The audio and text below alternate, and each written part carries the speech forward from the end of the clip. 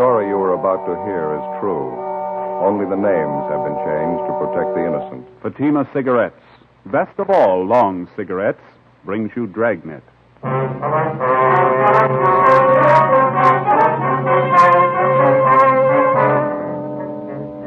You're a detective sergeant. You're assigned to robbery detail. A middle-aged businessman in your city is robbed and beaten senseless. The hold-up men escape. The victim refuses to report the crime. Your job? Investigate. You'll be amazed when you compare Fatima with other long cigarettes. You'll find they now cost the same. But in Fatima, the difference is quality.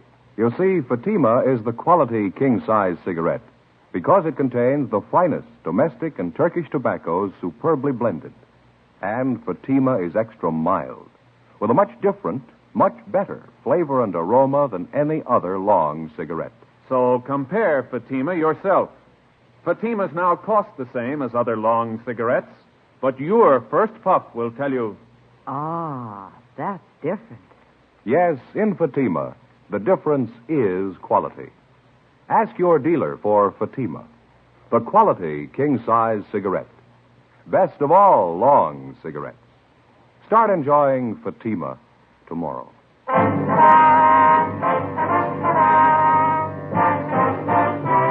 Dragnet, the documented drama of an actual crime. For the next 30 minutes, in cooperation with the Los Angeles Police Department, you will travel step by step on the side of the law through an actual case transcribed from official police files. From beginning to end, from crime to punishment, Dragnet is the story of your police force in action. It was Tuesday, October 8th. It was overcast in Los Angeles. We were working the day watch out of robbery detail. My partner's Ben Romero. The boss is Captain Didion. My name's Friday. It was 11:23 a.m. when we got to 700 South Hill Boulevard, the Butler Accordion Studios. What do you think? Well, I don't know. It must be upstairs, I guess, huh? Oh, yeah, there it is. Main office, second floor. Yeah.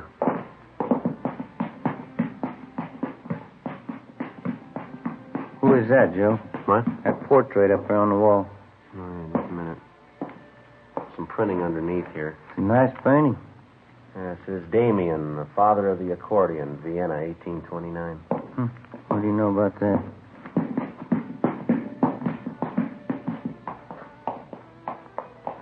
Must be it down there, huh? Yeah.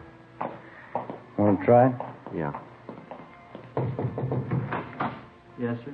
Are you Louis Butler? Yeah, that's right. And can I help you? Police officers, Mr. Butler. I'd like to talk to you for a minute. Is your name Friday? Yes, sir, that's right. This is my partner, Sergeant Romero. How do you do? I'm sorry, Sergeant. I told you on the phone. I just don't want to talk about it. We'd appreciate it if we could have your cooperation. It's a pretty important matter.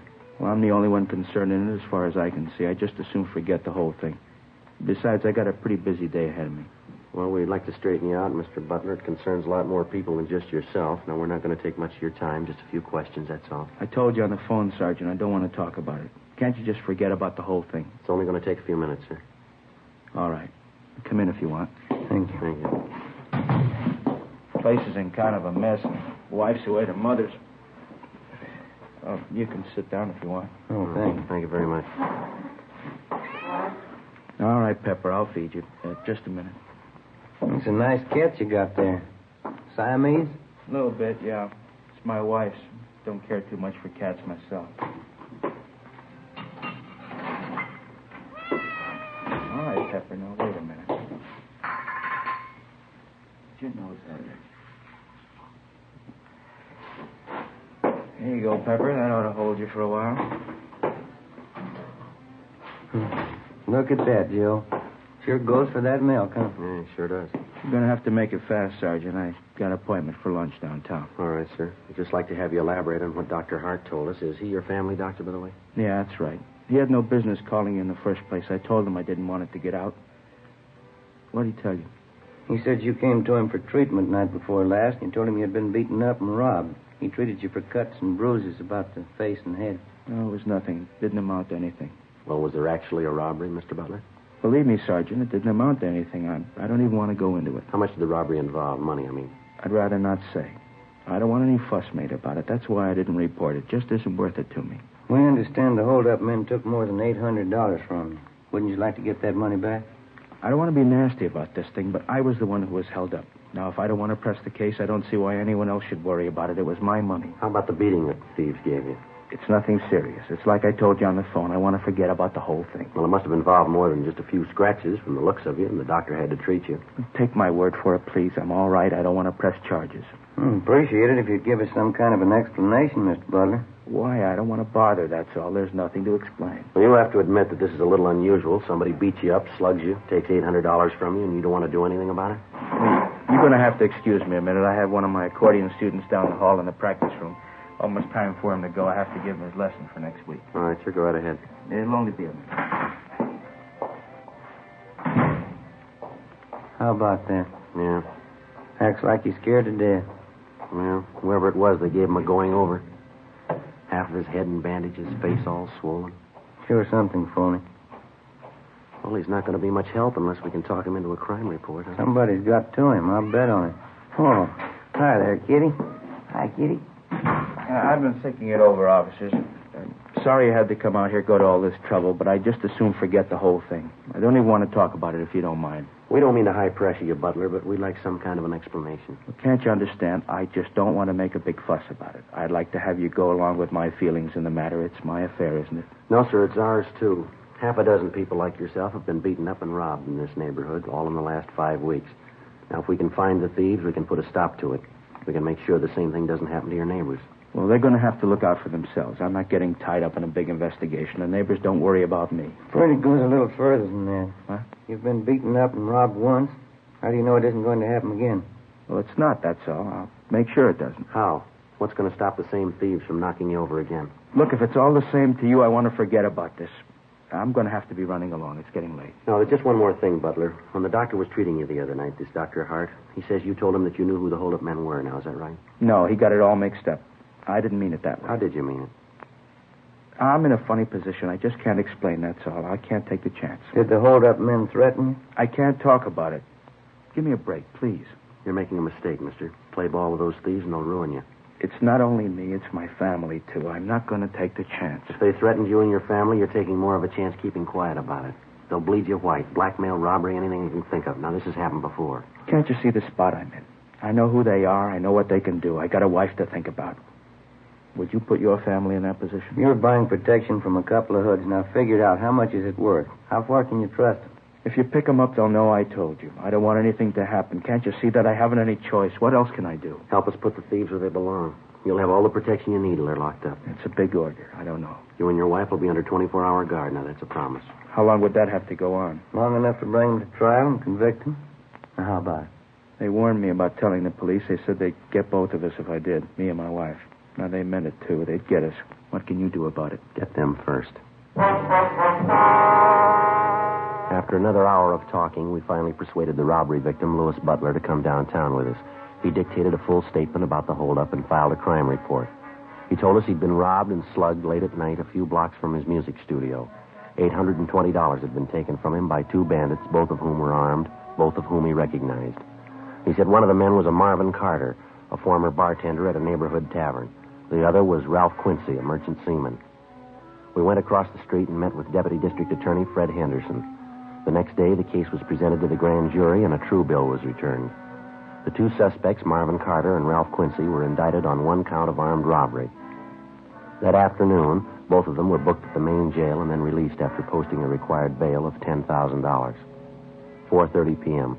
Ben and I went back to the office and met with Captain Didion. How are you making out on it? Pretty fair shape, Skipper. The arraignment's set for 2 weeks from Thursday. How about protection for the victim? Well, it's all set up. Butler and his wife are under 24-hour guard. 3 teams of men on it. There's 2 thieves getting out on bail. It's not going to make it any easier. Who are you working with from the DA's office? Henderson. Seems to think we've got enough to convict both men. What makes him so sure? Well, for one thing, we got a line on a couple of good witnesses to the holdup. Excuse me. Robbery, Didion. Yeah, Mike. No, I'll check it before I leave. Right. What was that about witness? A man by the name of Bartlett runs a drugstore.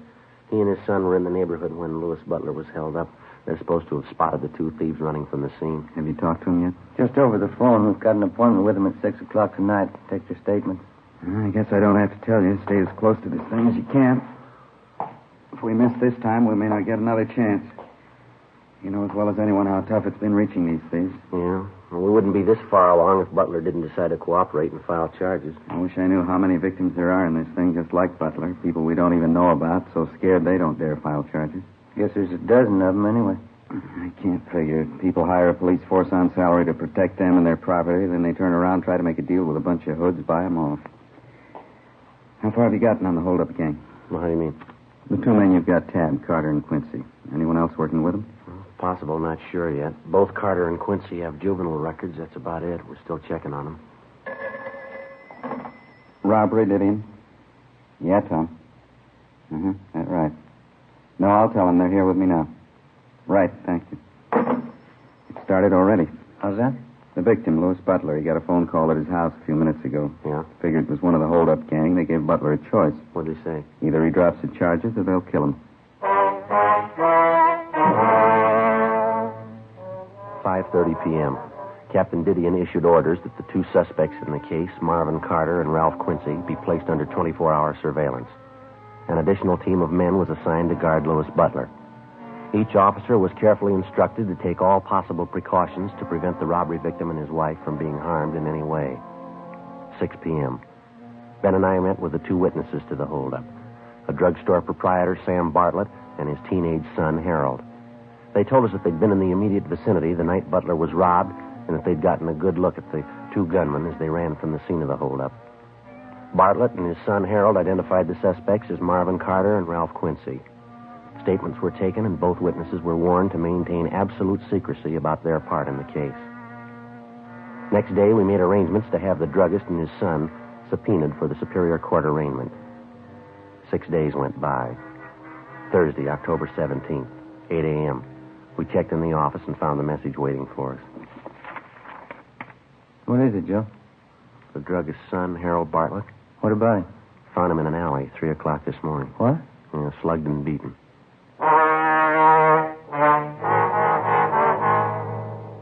Late that afternoon, Ben and I received permission from the doctors to visit briefly with our witness, 17-year-old Harold Bartlett.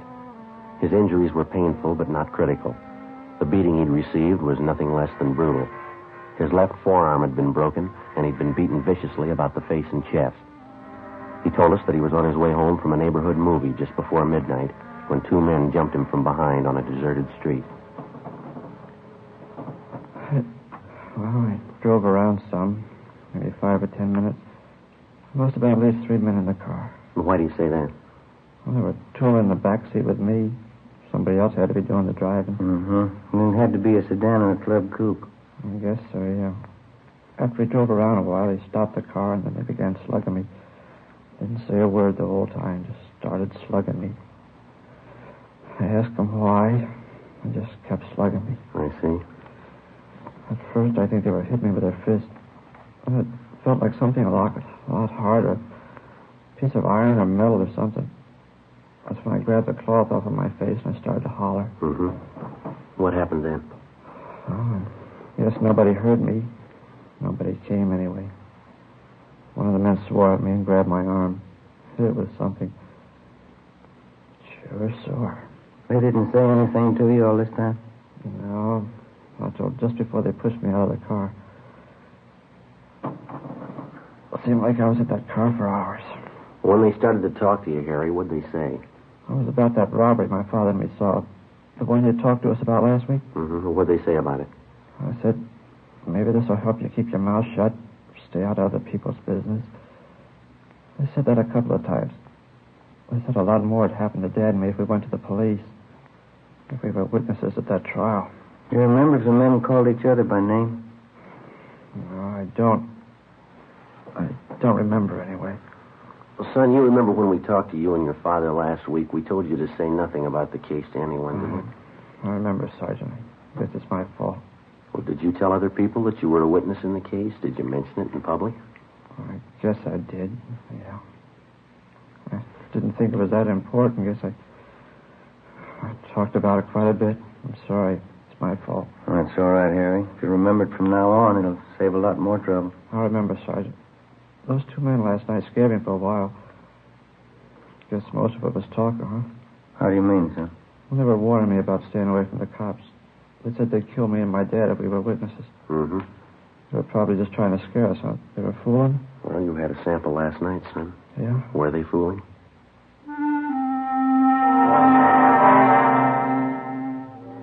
After we left Harry Bartlett, we went back to the office and arranged for a 24-hour guard to be assigned to the teenage boy and his father. A thorough investigation of the attack on the boy failed to turn up any leads. On the surface, the two robbery suspects, Carter and Quincy, were not involved. During the week that followed, we heard of no further threats or attacks, either on the victim, Louis Butler, or the witnesses involved in the case. Ben and I worked with Deputy District Attorney Henderson, preparing the case against the two suspects. 2 days before the trial opened in Superior Court, we got an urgent call. Yeah, I know, but how did it happen? Mm-hmm. Yeah. Yeah, all right, Tom, thanks. What's the trouble? Couldn't be worse. No victim. What do you mean? Mr. and Mrs. Butler have disappeared.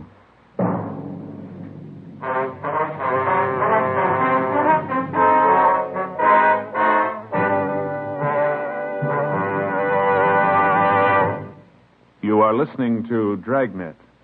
From beginning to end, Dragnet is the authentic story of your police force in action. Now, from beginning to end, the Fatima story. Actual convincing proof that in Fatima, the difference is quality. Quality of tobaccos. The finest domestic and Turkish varieties, extra mild and superbly blended to give you a much different, much better flavor and aroma. Quality of manufacture. Smooth, round, perfect cigarettes. Rolled in the finest paper money can buy. Manufactured in the newest and most modern of all cigarette factories. Quality even to the appearance of the bright, clean, golden yellow package, carefully wrapped and sealed to bring you Fatima's rich, fresh, extra mild flavor. Because of its quality, its extra mildness, its better flavor and aroma, more long cigarette smokers are now insisting on Fatima than ever before. So if you smoke a long cigarette, compare Fatima. You'll find they now cost the same, but your first puff will tell you, Ah, that's different. Yes, in Fatima, the difference is quality. Insist on Fatima. Start enjoying the quality king-size cigarette. Fatima. Best of all long cigarettes.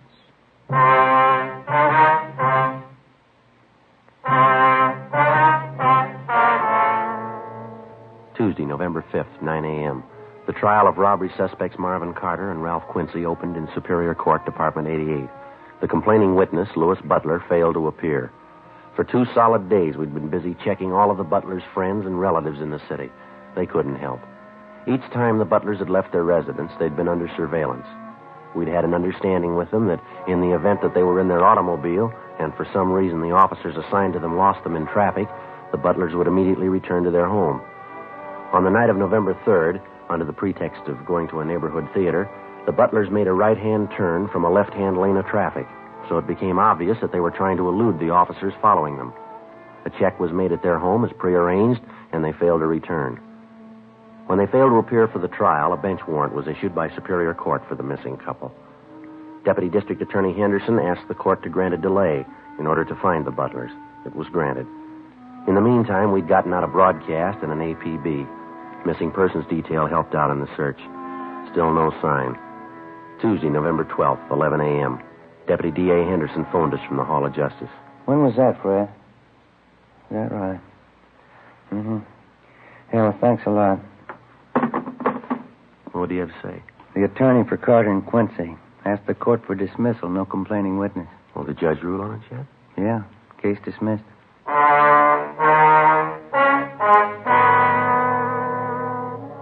No matter how guilty the two men might have seemed, there was nothing further anyone could do. Without a complaining witness, our case was finished. The two suspects, Carter and Quincy, were released from custody. In a few days, Quincy left town for the east. Carter remained in the city. The search for Mr. and Mrs. Butler went on. No sign of either one of them. December came, and then the Christmas holidays, New Year's. On January 16th, Louis Butler suddenly reappeared back in town and surrendered on the bench warrant.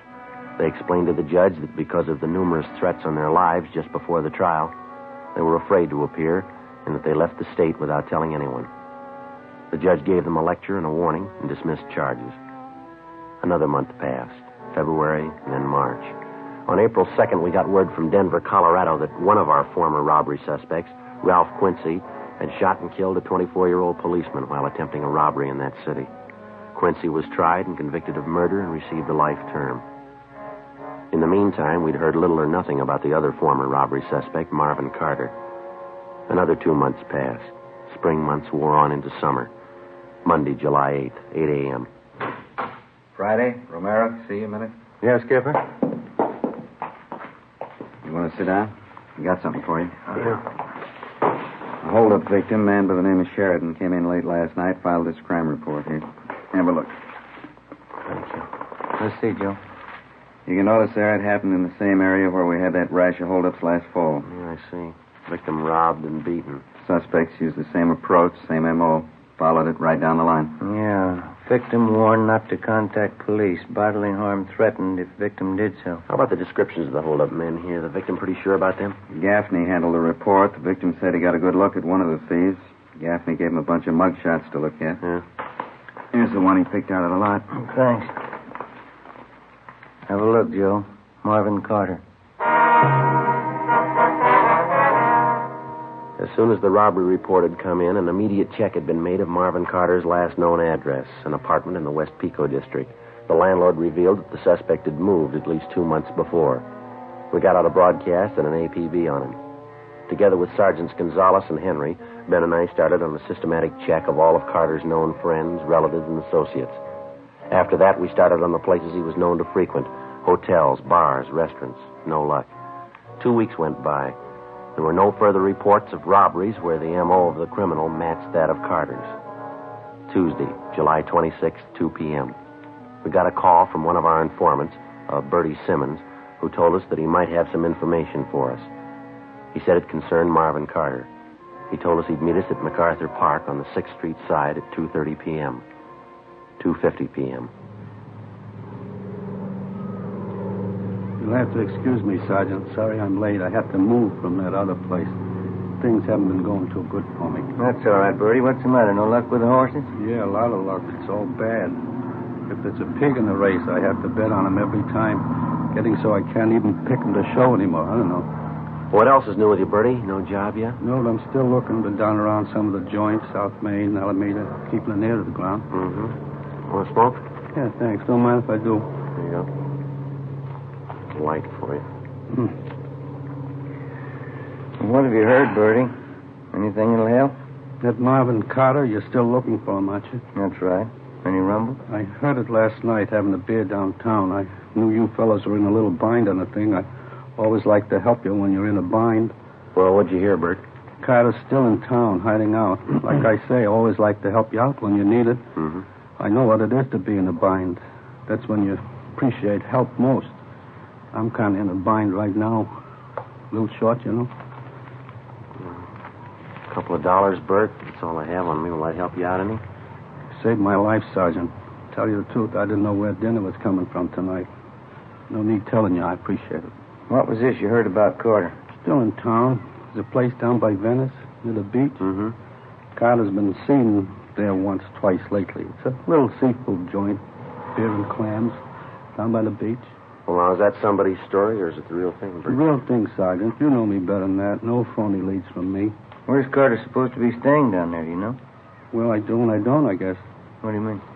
This mooch who told me about Carter last night, he didn't know the address, but he described the place Carter's supposed to be hiding out in.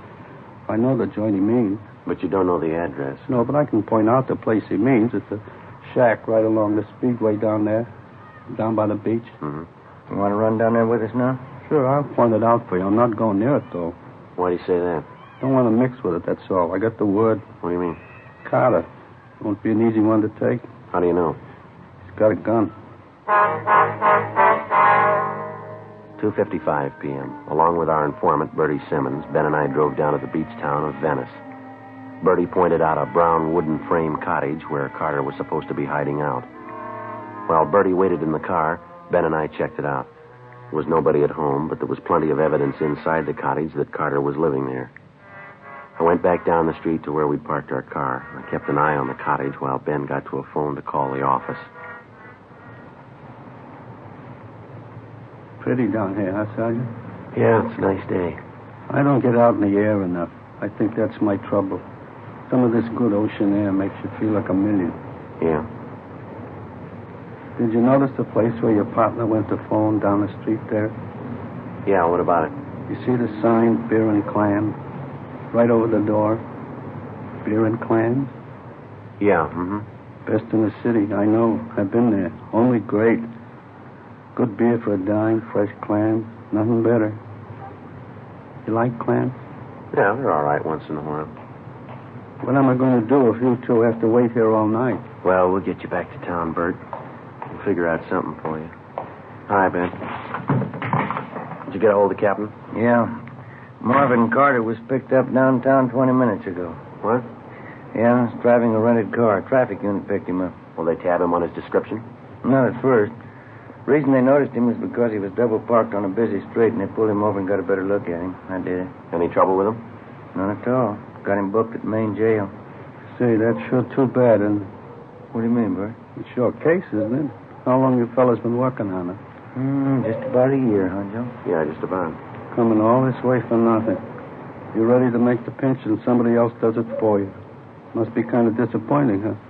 All that time, all that work. Well, Carter's in jail. That's the main thing. Well, I guess we better drive back in, huh, Ben? Yeah. Say, just a minute, Sergeant. No use coming all this way for nothing. One, if you do me a favor. What's that, Bert? That sign down the street. What? The blue and white sign, beer and clam. One, if you could drop me off right in front. Beer and clam? Oh, yeah, Bert, all right. Sure nice of you. Just like I was saying. What's that? No use coming all this way for nothing.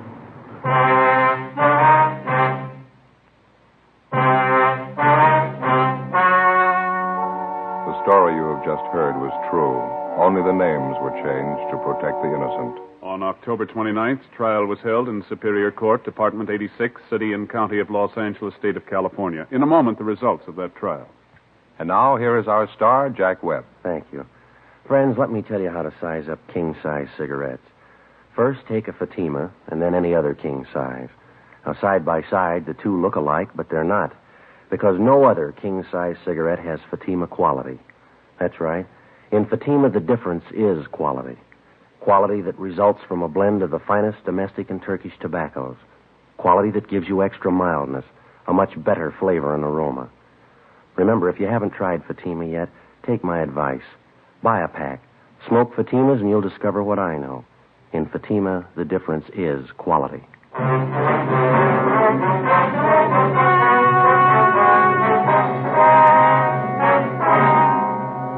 Marvin Lawrence Carter was tried and convicted on several counts of first-degree robbery and was sentenced to the state penitentiary where he is now serving his term. First-degree robbery is punishable by imprisonment from 5 years to life. Ladies and gentlemen, Miss Lyle Rooks, editor of Radio Television Mirror. The readers of Radio Television Mirror have chosen Dragnet, the favorite program of its type, for 1950. I am privileged to present the citation to you on behalf of the editors and readers of Radio Television Mirror throughout the nation. Thank you, Miss Rooks.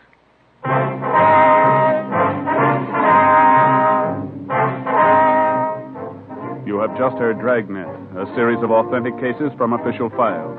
Technical advice comes from the Office of Chief of Police W.H. Parker, Los Angeles Police Department. Fatima Cigarettes, best of all long cigarettes, has brought you Dragnet, portions transcribed from Los Angeles. Stay tuned for Counter Spy next over many NBC stations.